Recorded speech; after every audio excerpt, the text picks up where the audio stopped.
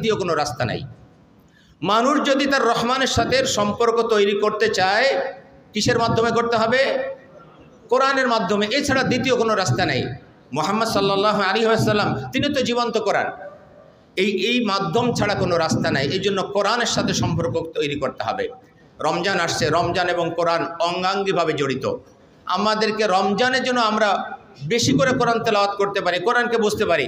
শুধু তেলাওয়াত করলে হবে না, কোরআনের 4টি হক রয়েছে। কোরআন তেলাওয়াত করা, কোরআনকে বোঝা, বুঝতে হবে, সে অনুযায়ী জীবনযাপন করতে হবে, আর এই দাওয়াতটা মানুষের কাছে পৌঁছে দিতে হবে। কোরআনের এই 4টি হক রয়েছে। এই 4টি হকের প্রত্যেকটা হক আপনাকে আদায় করতে হবে।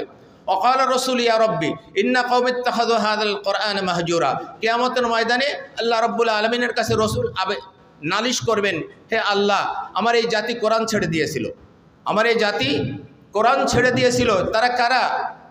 আল্লামা ইবনুল কাইয়্যুম রাহমাহুল্লাহ তিনি বলেছেন, এই 4টি যার মধ্যে না পাওয়া যাবে প্রত্যেকে সেদিন আসামি হয়ে যাবে। এখনো যারা কোরআন তেলাওয়াত করে না, তাদের ব্যাপারে আল্লাহ রসুল নালিশ করবেন যে আল্লাহ, এরা কোরআন ছেড়ে দিয়েছিল।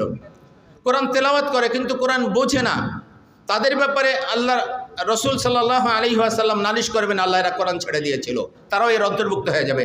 কোরআন বুঝে কিন্তু কোরআন অনুযায়ী আমল করে না, তারাও এর অন্তর্ভুক্ত হয়ে যাবে। কোরআন বুঝে, কোরআন অনুযায়ী আমল করে কিন্তু মানুষের কাছে দাওয়াত পৌঁছে দেয় না, তারাও এর অন্তর্ভুক্ত হয়ে যাবে। সুতরাং আসুন আমরা কোরআন পড়ি, কোরআন বুঝি, কোরআন অনুযায়ী জীবনযাপন করি এবং মানুষের কাছে দাওয়াতটা পৌঁছে দেই। আল্লাহ পাক আমাদেরকে কবুল করে নিন। আমি জানি না আপনাদের সাথে আর কখনো দেখা হবে কিনা, কারণ জীবন মৃত্যু, আমরা মৃত্যুর খুব কাছাকাছি বসবাস করি। যে কোনো মুহূর্তে আপনি আমি চলে যেতে পারি। আমি কামনা করি দুনিয়াতে যদি আর কখনো দেখা নাও হয়, জান্নাতে ইনশাল্লাহ আবার এভাবে আমাদের দেখা হবে। আল্লাহ পাক আমাদের সকলকে জান্নাতের জন্য কবুল করে নিন। আমিন। আসসালামু আলাইকুম ওয়া রাহমাতুল্লাহি ওয়া বারাকাতুহু।